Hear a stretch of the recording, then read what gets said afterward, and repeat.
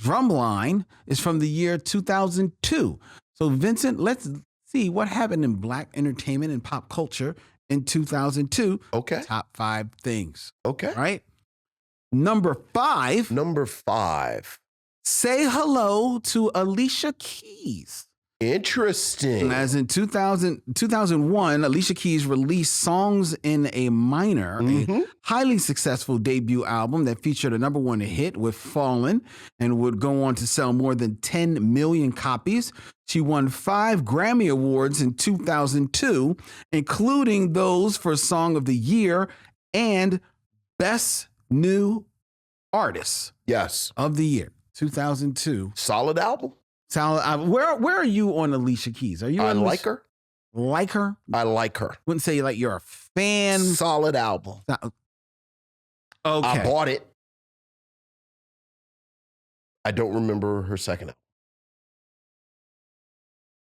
I don't remember the second album. I'm sure I'm sure there's a Alicia Keys song that I know and I like or appreciate that's from that album. After the first album is the New York song with Jay-Z. Which was that her album? That was I'm saying the next thing I remember. That's the next thing you remember about. So, solid. Like her. Yeah. Mm-hmm. All right. And I think well deserving of 2002 Best New Artist. Like many people, I'm mystified by the "You Don't Know My Name" video where Mos Def orders a soul food special and then washes it down with hot chocolate. Like many people, that has haunted me.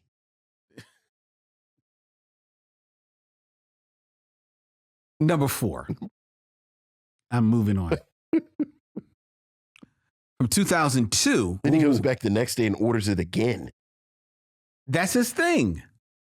He gets the soul food special, but he wants it with hot chocolate. That's his thing. And she makes it with milk because somehow that makes it a better choice. Whoa. Like her boss wants her to make it with water, but she makes it with milk. Because if you're going to have catfish, macaroni and cheese and collard greens and you're going to wash it down with hot chocolate, it should be with real hot chocolate. Well, first of all, let's see, now you're making jokes, right? But people eat their favorite breakfasts and they wash it down with coffee or tea. Right. So if he wants to wash it down with hot chocolate, why not? What's the problem? Look, hey, I don't have a problem. Well, you seem to be alluding that you have a problem. I'm just confused. Why are you confused? Because I feel like there should be some follow-up to why he, like when she calls him, like when she pulls the card out of the fishbowl and then calls him, which, you stalk much? I feel like part of the question should have been, why do you do this combination of foods? And then, either he's an alien in disguise, he's a deep cover Russian agent who's been working in America and they trained him in one of them towns where they train the deep cover agents in Russia, or he's a sociopath. Like, I just felt like there should have been more in the song. It's not like he dipped the catfish in the hot chocolate. It's just weird. It's just a weird combination. Okay, but it's his combination. Obviously, why can't the man have it? He gets it every day. So why can't he just have it every day? Why's that gotta be weird? I don't know what. You know what? You're sensitive because you're usually on some weirdo shit. Like, he's a kindred spirit to you.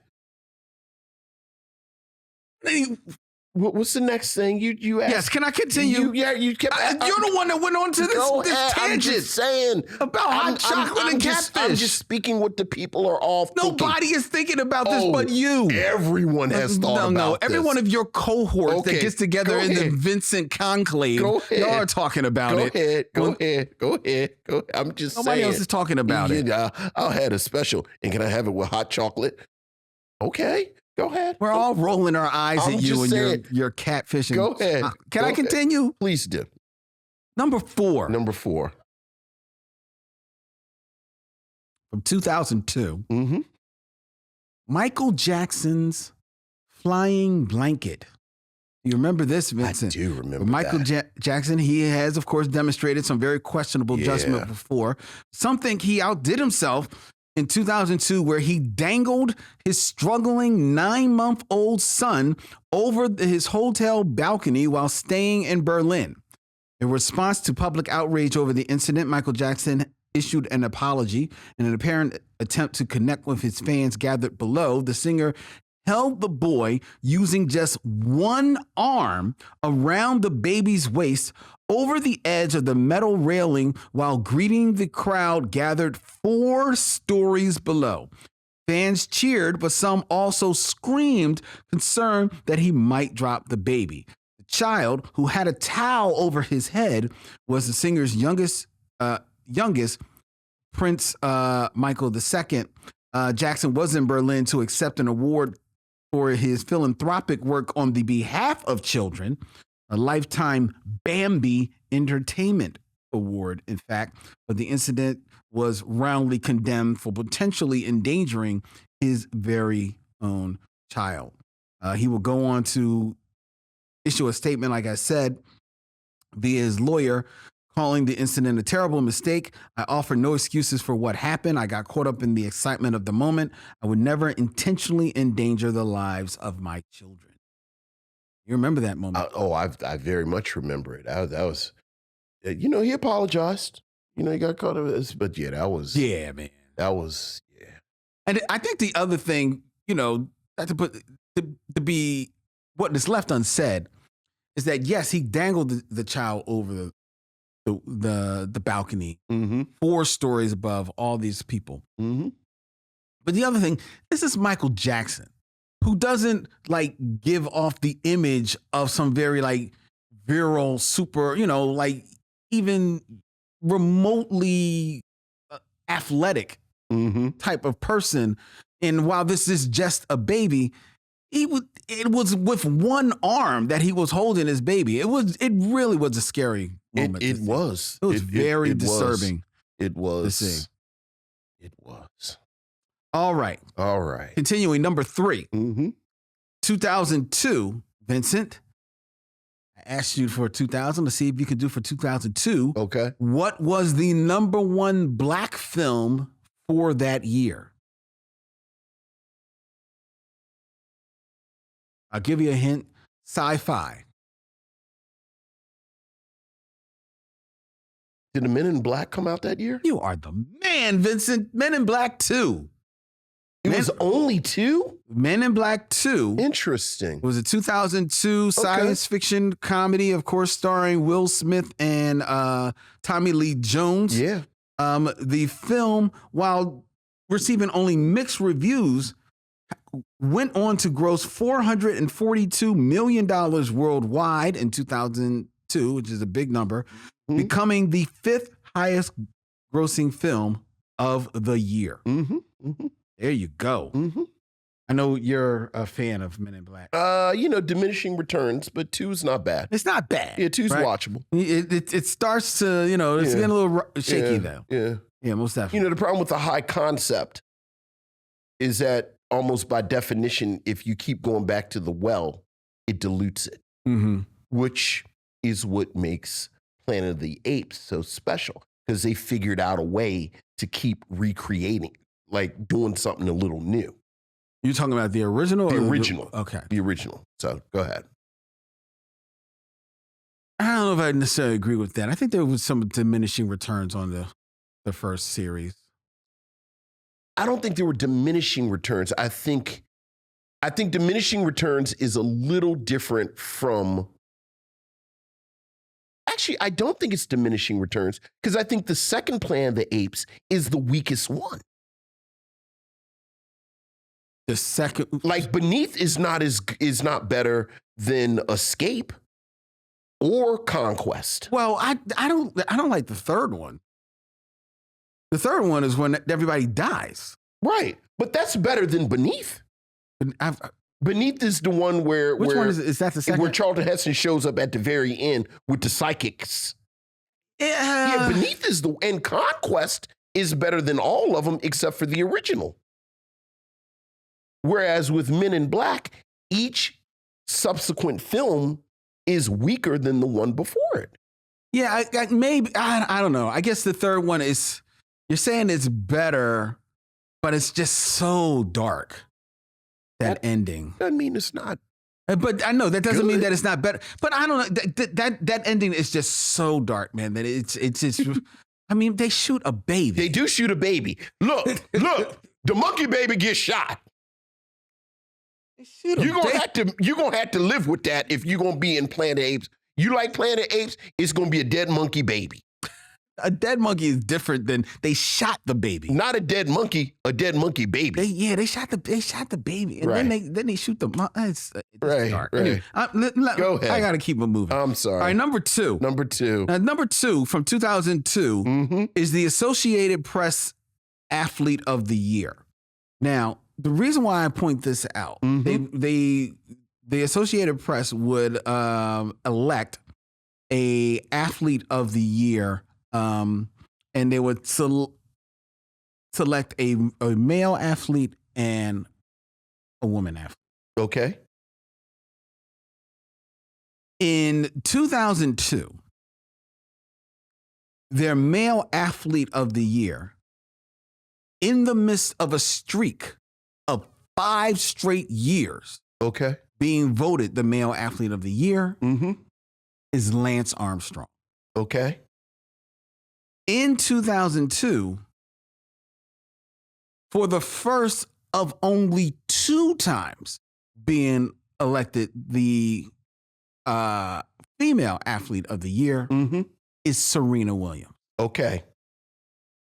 And the reason why I'm pointing this out, I make a mention of this, is because in various other years, while Lance Armstrong is fooling the world and getting all these accolades, they elect Marion Jones as a female athlete of the year, and who also had some disgrace on her name.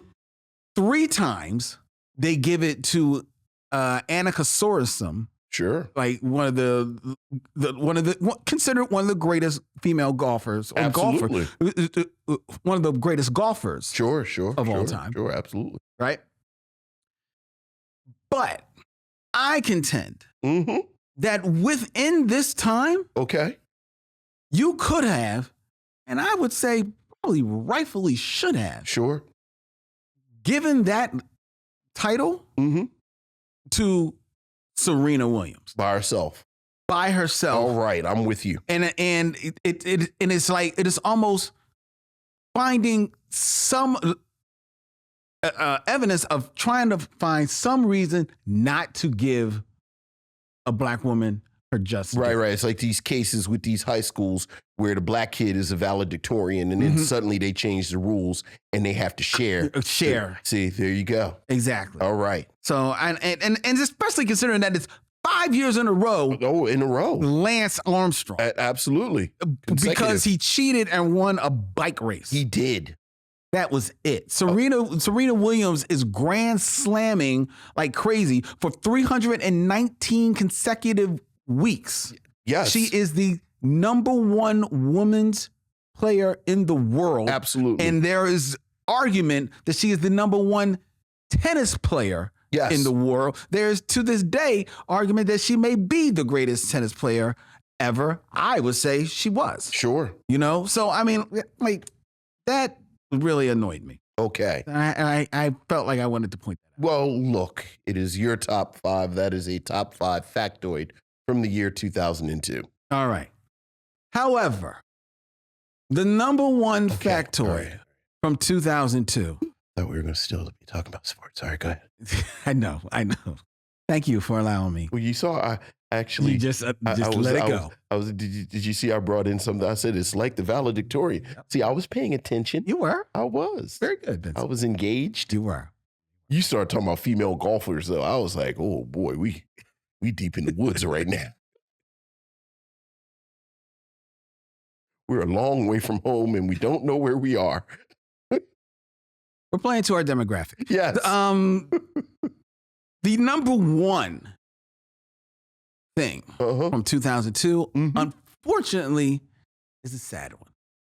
Sure. End the segment on a sad note. That's always a great idea. Because in 2002, 3 is the tragic number. Okay. We begin with the rap group Salt and Pepper. Mm-hmm. Considered one of the premier rap groups of all time. Certainly one of the preeminent women definitely groups of all time. Mm-hmm. Their songs conveyed an independent feminist attitude and were hugely popular throughout the 80s and into the 90s. Salt and Pepper in 2002 officially announced that they were disbanding to go on to separate projects. Okay. All right. They would get back together for some celebratory things. Of course. But for the most part, that was the end of Salt and Pepper. Okay. A shame. Who else? Very much a shame. Also in 2002, on October 30th of 2002, the world of hip hop lost Jason William Mizell, also known as Jam Master Jay. Yeah. Of the group Run-DMC. Yeah, that was real tough. Many consider the greatest rap group of all time. That was a tough loss. Very tough loss. He was murdered in Queens, New York, inside his recording studio. A shooting that remained cold as a cold case until 2020. I was about to say they just solved it, and actually the perpetrators were actually just found guilty this year, 2024. With the death, unfortunately, of Jam Master Jay, that would bring to an end, for all intents and purposes, the career of Run-DMC as a group. Yeah. Did you ever see them live? I saw them live once. Yeah. It was amazing. Yeah. Have you ever saw them live? I think so. Maybe Damon. I see my brothers in the chat. Did we see them at Hammerjacks, Damon? I was sitting there. I think maybe I did. Yeah, they gave a good show. But it is one of those. But you recognize that even in 2002, when the group was, far beyond, from their peak days, and pretty much were just, living on their legend. Sure. But Jam Master Jay, always from the beginning, was the soul of that group. Yeah. Run was kind of like the star. DMC was kind of like the strong man. But Jay was the soul of that group. He was actually probably the guy that gave the group their gravitas in the world of hip hop. Really, the story that I've always heard from Run-DMC and Russell Simmons is that Run-DMC look, the whole veneer, with the hat and the leather jackets, that was Jay. Yep. Run and DMC were college boys. So, when you look at like the early pictures of them, like they had more like blazers and stuff. Yeah. And they started dressing like Jam Master Jay. Yep. So yeah, absolutely. Yeah. Yeah, that was tough. That was a real tough moment. That was a very tough moment. But as tough as that moment was, and it was, this may have been even more tragic. It happened earlier that year in April of 2002 when we lost Lisa Nicole Lopes, better known as Left Eye, from the R&B girl group TLC. TLC, who and Lopes also the creative force primarily behind that group, the TLC, an R&B group. Left Eye, kind of like the rapper. She's the one again that gave them their swag, gave them their cool, gave them their vibe. She actually was killed in a car accident in Honduras while volunteering at a children's development center. Unfortunately, she was speeding and lost control of her rental SUV on April 25th of 2002. Also very sad. Very, very sad. Very sad. Definitely brought the end of TLC. Yeah. They, unlike Run-DMC, tried to kind of over the years recreate the magic, and it's just not the same. No, their hearts weren't in it. It was more of a cash grab, and they freely admitted it. And I think that Left Eye passing felt it really felt like it hit me hard because one, she was a great performer, absolute fantastic performer, and she. I mean, if you go back and read the story, she led a little bit of a wild life. Let's put it that way. She had that outlaw spirit. She did some things. She had that outlaw spirit. Yeah. But you know what? She was infectious, man. Yeah. You couldn't not like her. Look, man. TLC. She was the heart of TLC, and like you said, when she died, TLC. You really just couldn't recover from it.